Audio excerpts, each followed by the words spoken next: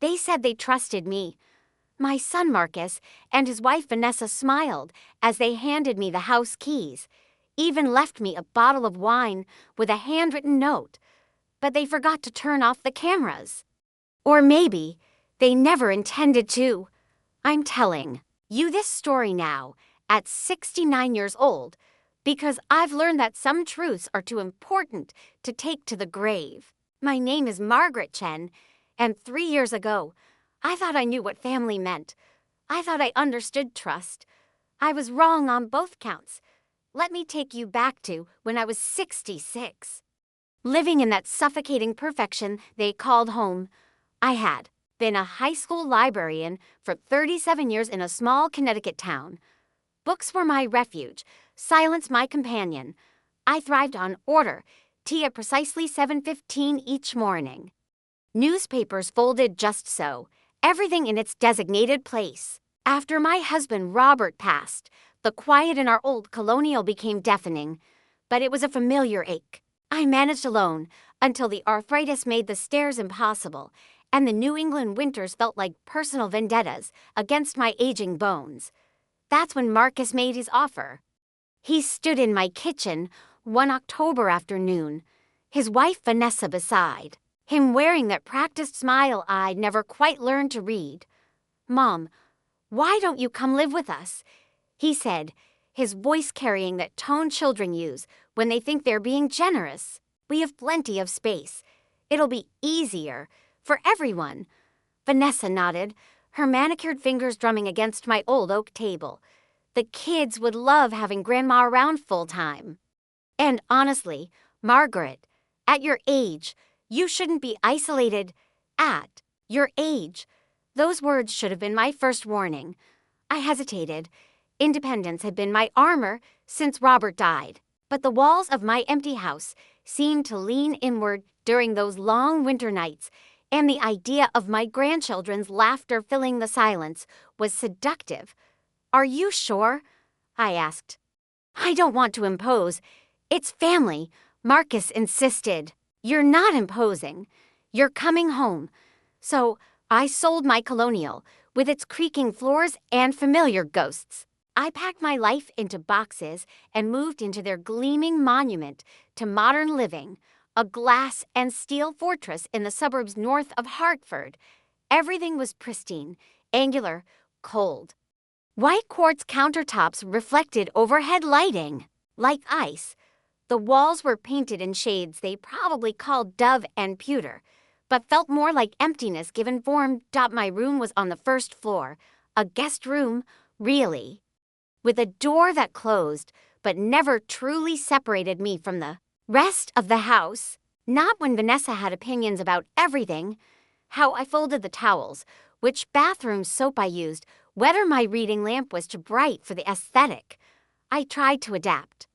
I picked up the children, Emma, 8, and Tyler, 6, from school. I prepared snacks they'd actually eat. I did laundry without being asked, dishes before anyone noticed they were dirty. I perfected the art of being helpful while remaining invisible, present without being a presence. It was an exhausting dance, being grateful while slowly disappearing. Vanessa's smiles never reached her eyes, but she maintained the performance beautifully, always pleasant, always correct, always just slightly out of my reach, like trying to embrace a hologram. Then came that Wednesday morning in early May that changed everything. I barely slept that night. Every time I closed my eyes, I imagined that red light pulsing above me like a mechanical heartbeat, recording my restlessness, cataloging my vulnerability. I wondered if they were watching me right now, Vanessa sipping my tea on a beach somewhere, casually checking her phone to see what the old woman was up to.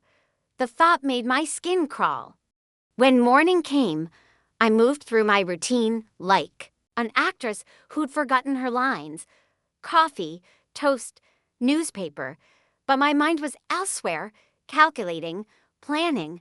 I had to know the truth, all of it. I began my search in the living room. Moving slowly, methodically, I dusted picture frames and straightened magazines, using the mundane tasks as cover while I examined every corner, every device, every shadow that might hide a lens. There, tucked between the decorative books that no one ever read. A small circular object with a tiny glass eye, another one masquerading as a motion sensor in the corner where the ceiling met the wall. I moved to the kitchen, my heart hammering against my ribs, above the refrigerator. Disguised as a sleek kitchen timer, another camera stared down at the breakfast table where I'd eaten countless silent meals. In the dining room, a lens peered out from inside the modern light fixture aimed directly at the chairs where we'd shared holiday dinners. The hallway thermostat, camera, the laundry, room shelf, camera. Even the powder room had a tiny eye watching from what looked like an air freshener dispenser. I made a list in a small notebook I found in the junk drawer, writing carefully, quietly, each location, each disguise. By the time I finished my survey of the main floor, I had documented 12 cameras, 12 violations, 12 silent witnesses to every private moment I thought I'd had in this house. But I wasn't done. There was one room I hadn't searched yet. The upstairs office that Vanessa had always declared off limits. It's where I do my freelance work, she'd explained months ago when I'd offered to dust up there. Sensitive client information. I'm sure you understand. I'd understood then. I understood something very different now. The door was usually locked, but when I turned the handle that afternoon, it opened easily. Maybe they'd forgotten in their rush to leave. Or maybe they'd never expected me to try. Either way, I stepped inside and found myself in the nerve center of their surveillance operation. The room was nothing like the sterile perfection of the rest of the house. Cables snaked across the floor like electronic vines. Shelves lined the walls, packed with labeled boxes and technical equipment that hummed with quiet menace. On the desk sat a laptop, to monitors, and a console that blinked with amber and green lights, a digital heartbeat for their house of lies. The laptop was open, unprotected, no password screen, no security, just a desktop with folders labeled, in Vanessa's precise handwriting, system logs, motion alerts, and the one that made my blood freeze, video archive. With trembling fingers, I clicked it open. The folder contained hundreds of files, each labeled with clinical precision. Kitchen _ the 15th of March 2024. Living room _ the 2nd of April 2024. Guest room _ the 1st of May 2024. They went back months, maybe longer. Asterisk, I clicked on a random file and watched myself materialize on the screen. There I was, sitting in the living room, reading a book, completely unaware I was being watched. I watched myself sip tea, scratch my arm, rub my tired eyes. The timestamp showed it was from last Tuesday, the Tuesday I'd spent alone while they went to Emma's soccer game. I closed that file and opened another. This one showed me in the kitchen, washing dishes in my bathrobe, humming to myself. I looked so exposed, so vulnerable. The woman on the screen had no idea she was performing for an audience, that her most mundane moments were being captured, stored, cataloged. My hands moved without conscious thought, clicking through file after file, me making breakfast, me watering plants, me crying quietly while looking at a photo of Robert, a moment I thought was completely private, completely mine. But it got worse. There was a subfolder labeled highlights. Inside were shorter clips, each tagged with cruel little descriptions. Talking to herself, 3:47 p.m., emotional episode, morning routine, confused about thermostat, evening. They weren't just watching me. They were studying me, analyzing me, making a documentary of my decline, my loneliness, my struggle, to fit into their perfect world. And then I found the video that changed everything. It wasn't of me. It was of Vanessa, sitting in this very office, wine glass in hand, talking to someone on a video call. Her voice was casual, conversational, but her words landed like physical blows. She still doesn't know about the cameras, Vanessa was saying, laughing. It's honestly fascinating from a behavioral standpoint. Watch this. She minimized the call window and pulled up a video of me talking to myself while folding laundry. She narrates everything she does, like she's trying to convince herself she's not completely alone. The person on the other end of the call chuckled. I couldn't see them, but their voice was female, younger. How long have you been recording her? Since she moved in. Marcus thinks I'm being paranoid, but I wanted documentation. You know, in case we need to prove she's becoming unstable, unsafe around the children. That's brilliant. Are you going to use it? Vanessa took a sip of wine, considering. Maybe. Or maybe I'll just keep it as insurance. She's actually quite useful when she stays in her lane. But if she ever becomes a problem, she shrugged. Well, we'll have plenty of evidence that she's losing her grip on reality. The call ended, but the video kept playing. I watched Vanessa finish her wine, close the laptop, and walk out of frame. The timestamp showed this conversation had happened just 2 weeks ago. 2 weeks before they'd left for Hawaii. 2 weeks before they'd trusted me with their home. I sat in that chair for a long time, staring at the blank screen. Round me, the equipment hummed and blinked. A technological spider web designed to catch every moment of my life and spin it into something pathetic, something disposable. But as I sat there, something shifted inside me. The hurt was still there, raw and sharp. The betrayal cut deep. But beneath those feelings, something else was growing. Something harder, more determined. They thought they were documenting my weakness. Instead, they'd given me proof of their cruelty. They thought they were collecting evidence against me. Instead, they'd created evidence against themselves. I wasn't. The fragile old woman they thought they were monitoring. I was a woman who'd spent 40 years organizing information, cataloging truth, and helping people find exactly what they needed to know. And now I knew exactly what I needed to do.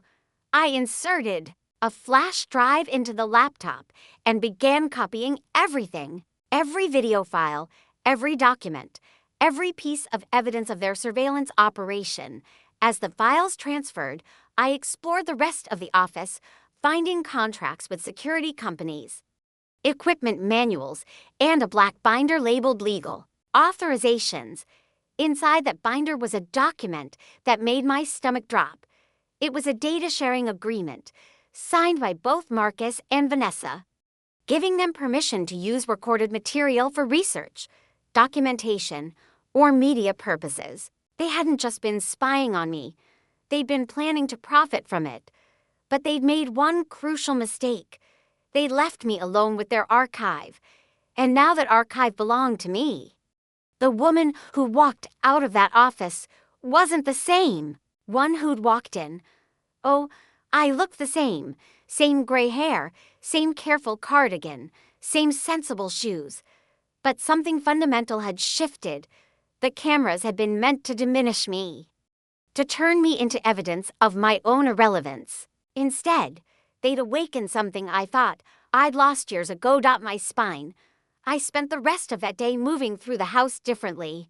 Not the careful, apologetic shuffle I'd perfected over the past year, but with purpose. I opened windows that had been sealed shut. I moved furniture back to positions that actually made sense. I played Vivaldi loud enough to fill every corner of their sterile monument, and I began my own quiet revolution. First, I dealt with their surveillance system. Not by destroying it. That would have been crude, easily discovered. Instead, I became an artist of disruption. I draped a silk scarf over the dining room camera, claiming I needed to protect a vase from sun glare. I moved a plant to partially block the kitchen lens, ostensibly to give it better light. I discovered that a small piece of clear tape, perfectly applied, could fog a camera's vision just enough to make footage useless without being obvious. Each sabotage was subtle, explainable, deniable. But my real masterpiece was psychological. I began talking to the cameras directly. Not obviously. I was subtler than that. I'd pause while cooking and say things like, "Robert always said trust was like China. Once it's cracked, you can see the break line forever." Or while watering plants, funny how people think surveillance is about security when it's really about control. I'd look directly into the hidden lenses and smile. Not the apologetic smile I'd worn for months, but something sharper, more knowing. I documented everything, every camera location, every equipment serial number, every damning video file I'd copied. I photographed the contracts, the data sharing agreements, the equipment invoices. I created a paper trail that would make any lawyer weep with joy. Then I called my old colleague Jana Williams, who'd left the library system to work in family law. We'd stayed in touch through holiday cards and the occasional coffee, but I'd never asked her for professional help before. "Margaret," her voice was warm with surprise. "How wonderful to hear from you. How are you settling in with Marcus and Vanessa?" "That's actually why I'm calling. Jana, I need legal advice, and I need someone I can trust completely." The warmth in her voice sharpened into professional attention. "What's going on?" I told her everything. The cameras, the videos, the conversations I'd overheard. Jana listened without interruption, and when I finished, there was a long pause. "Margaret," she said finally, "what they've done isn't just morally reprehensible. In Connecticut, recording someone in private spaces without consent is a felony, and if they've been planning to use those recordings publicly." Her voice trailed off, but I could hear her legal mind churning. "Can you get me copies of those files?" "Already done," I said, "along with the contracts and equipment records." "Good girl. We're going to destroy them." But I wasn't interested in destruction. Not yet. I had something more elegant in mind. For the remaining days before their return, I gave the cameras a show they'd never forget. I became the grandmother they'd apparently always seen me as. But I made it a performance so deliberate, so perfectly calibrated, that anyone reviewing the footage would see exactly what it was, a woman who knew she was being. WATCHED. I baked cookies and left them on cooling racks with notes for my dear family, who watch over me even when they're away. I tended the garden with exaggerated care, pausing frequently to address invisible observers. "I do hope the flowers look lovely for your return. I know how much you appreciate beautiful things." I practiced my confrontation in the mirror, perfecting the expression of hurt bewilderment I planned to wear when they discovered their surveillance had been compromised. I rehearsed the tremor in my voice, the confusion of an elderly woman who'd stumbled onto something she didn't quite understand. But the real Kaji grace came when I found their backup storage system, hidden behind a false panel in the basement. Was a server rack that would have made NASA jealous. Banks of hard drives hummed quietly in climate-controlled precision, storing months of my most private moments. But they'd made one crucial error. They'd connected it to the home network, and the login credentials were saved in the browser on the office computer. I didn't delete anything. That would have been too obvious, too easily discovered. Instead, I added something. I created a new folder in their archive labeled for review and uploaded a video I'd recorded that morning. In it, I sat in the living room looking directly into the camera, my expression calm, my voice steady. Double quotes, "Hello, Marcus. Hello, Vanessa. I know you're watching this, either now or when you return." I want you to know that I found all 12 cameras. I've copied every video file, every contract, every piece of evidence of your illegal surveillance operation. I've consulted with an attorney. And I've documented everything with timestamps and serial numbers. I paused, letting that sink in. But I'm not your enemy. I'm your mother. I'm your children's grandmother. And despite what you've done, I still love this family. So I'm going to give you a choice. Another pause. I wanted them to understand the gravity of what came next. When you return, we can have an honest conversation about trust, respect, and what family actually means. We can work together to repair what you've broken.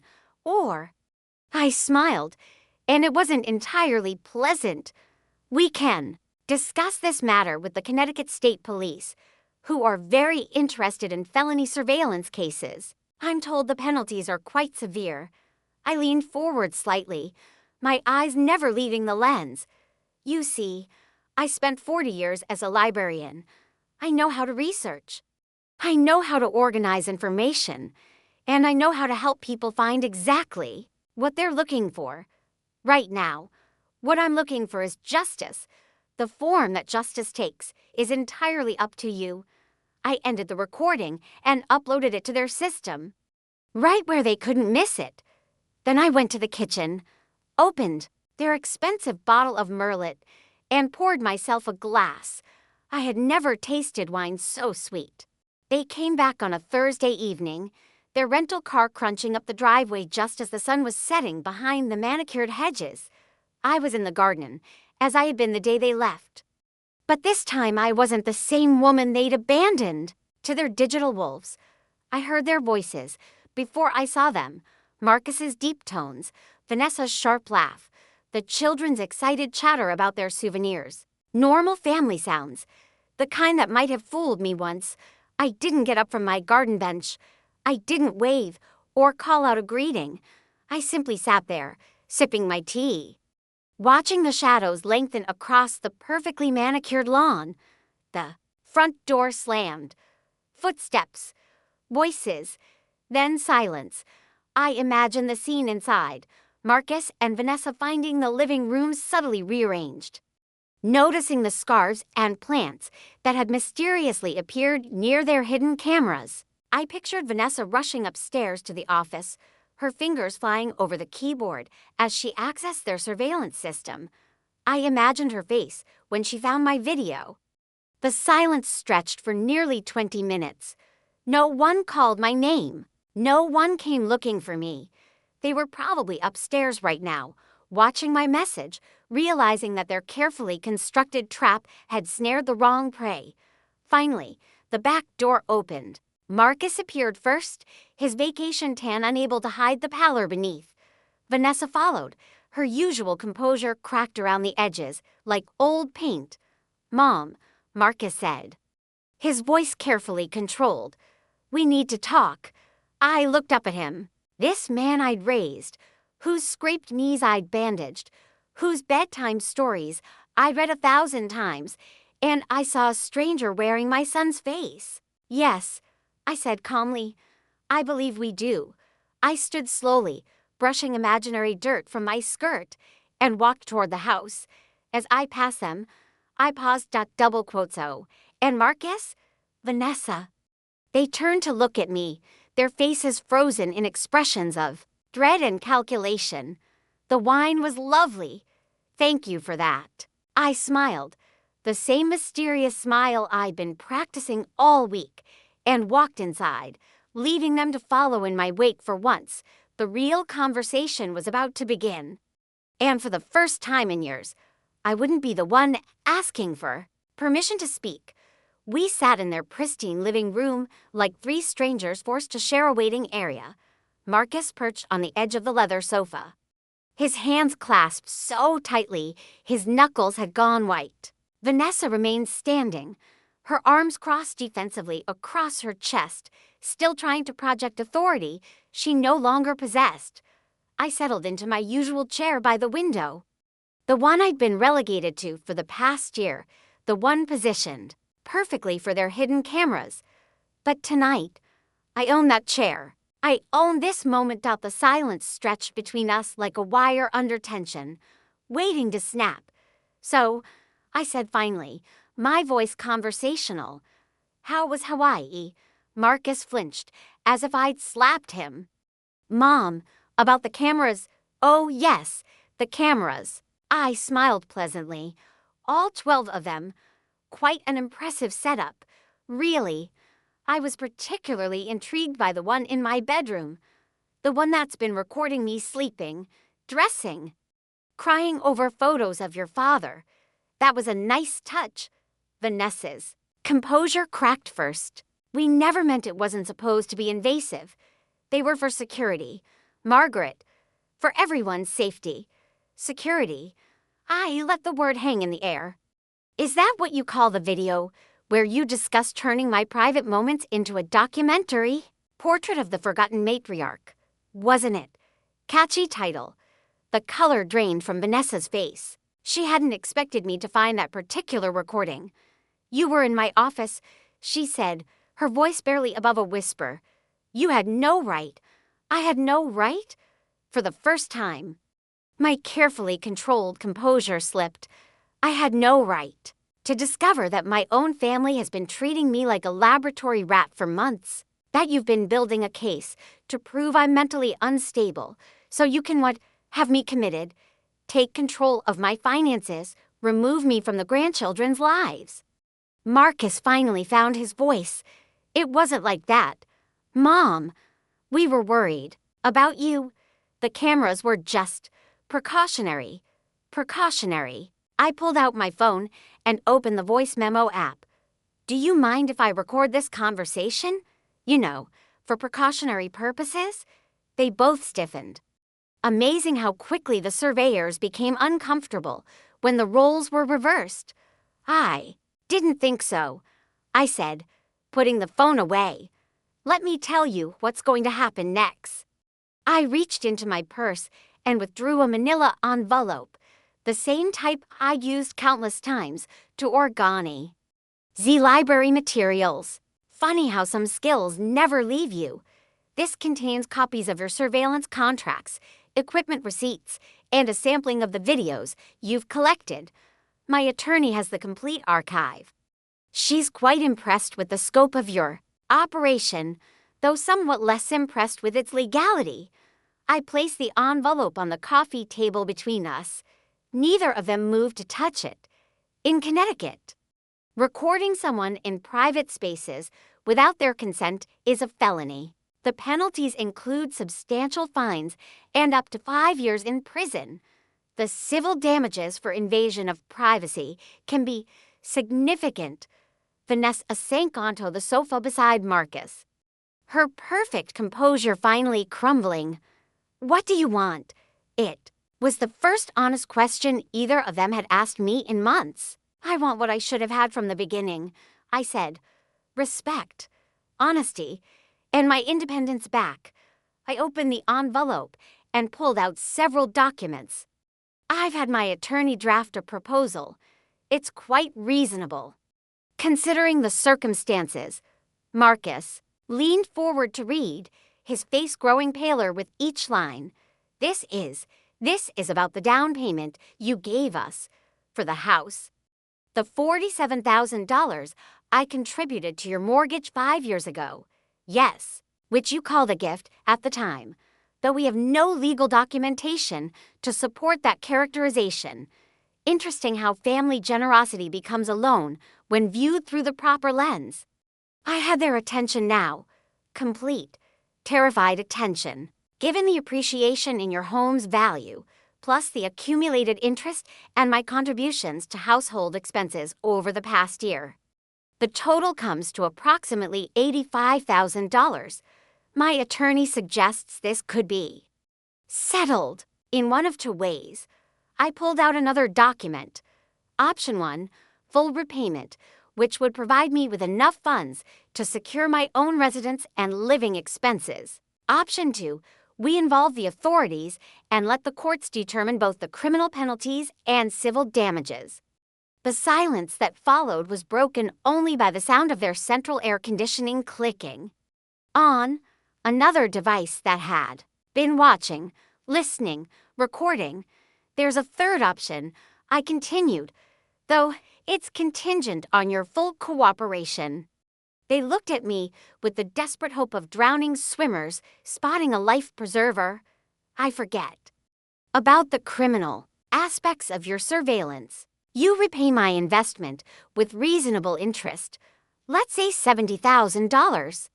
You provide written documentation acknowledging the privacy violations and agreeing to the complete destruction of all recorded material, and you help me find suitable housing where I can live independently, with dignity, without fear of being watched or judged or analyzed. I paused, letting them absorb the terms.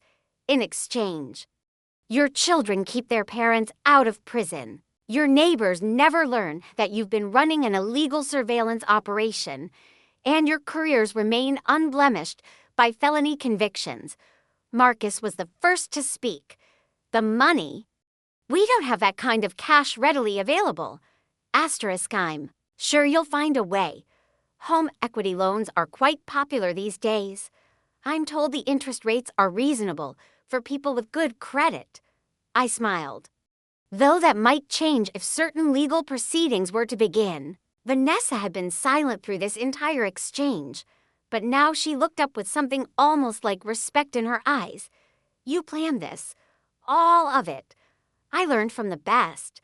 I replied. You taught me that documentation is everything. That preparation is key. That people reveal their true selves when they think no one is watching. I stood, smoothing my skirt. I'll give you 24 hours to decide. After that, the decision moves out of your hands and into the legal system as I walked toward the door. Marcus called after me. Mom, why?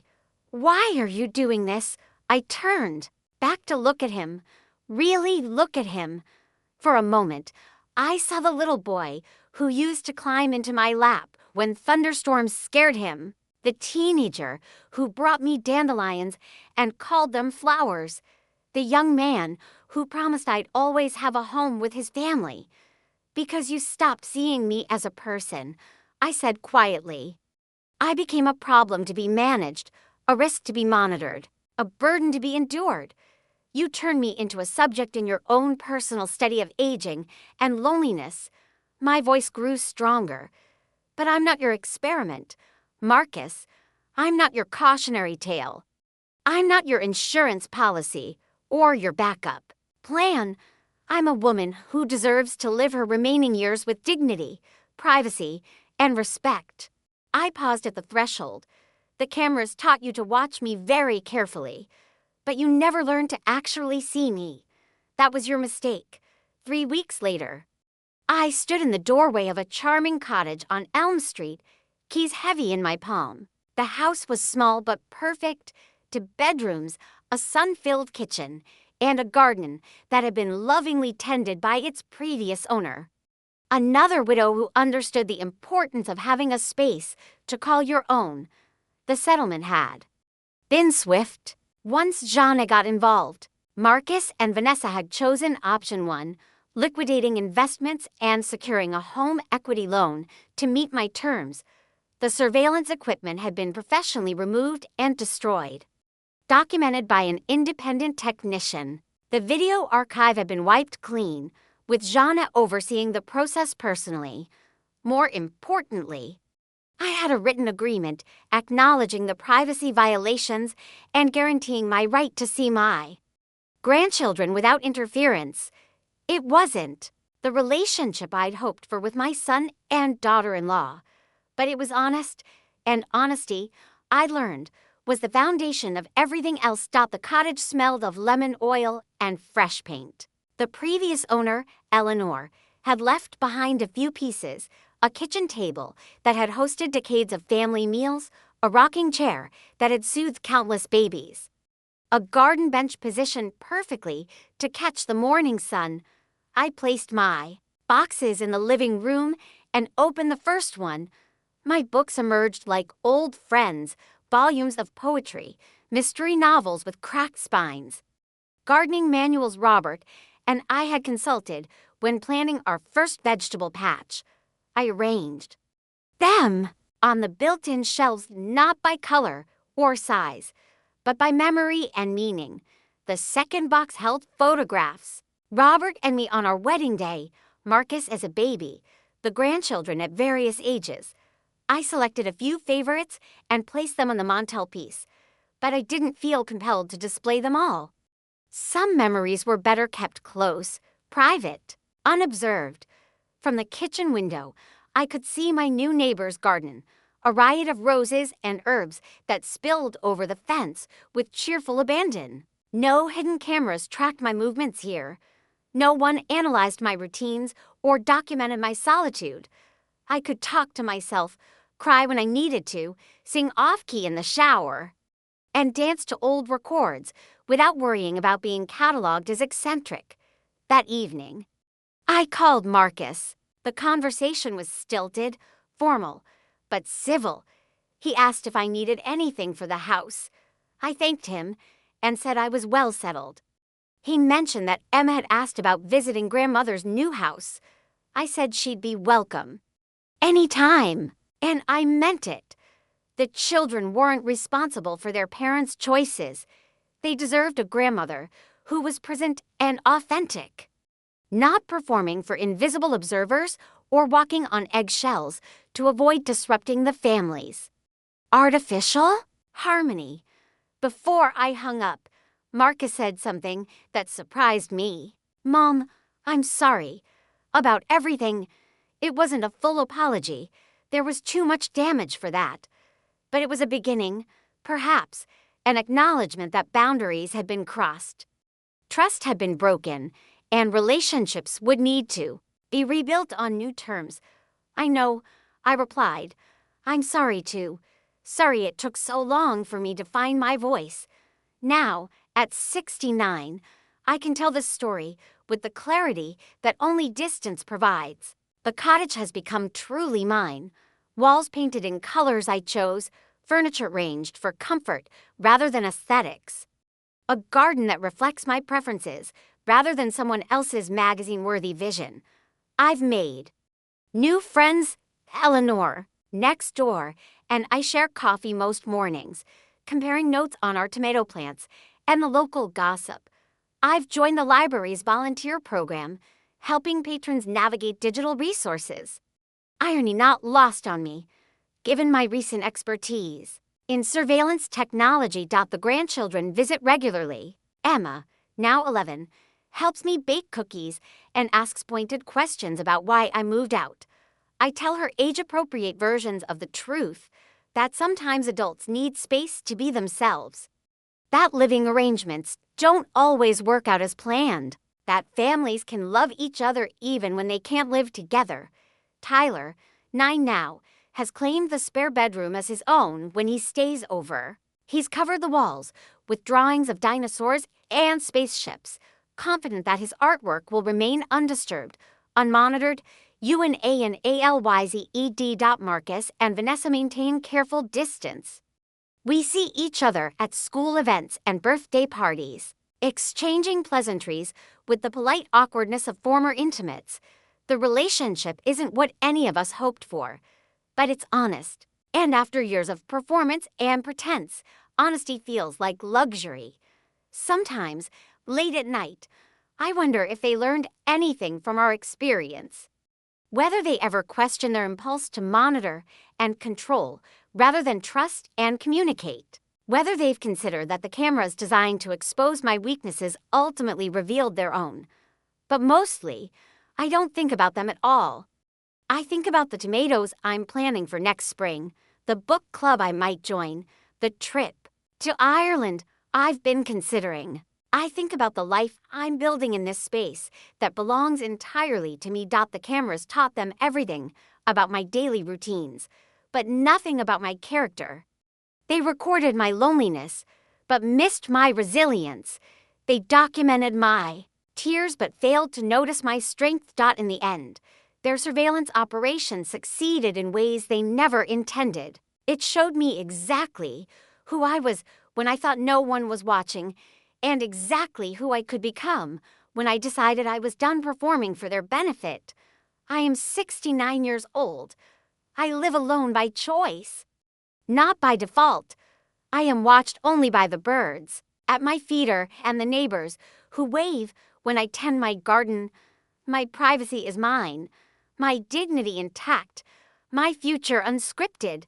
The cameras never did learn to see me, but I finally learned to see myself.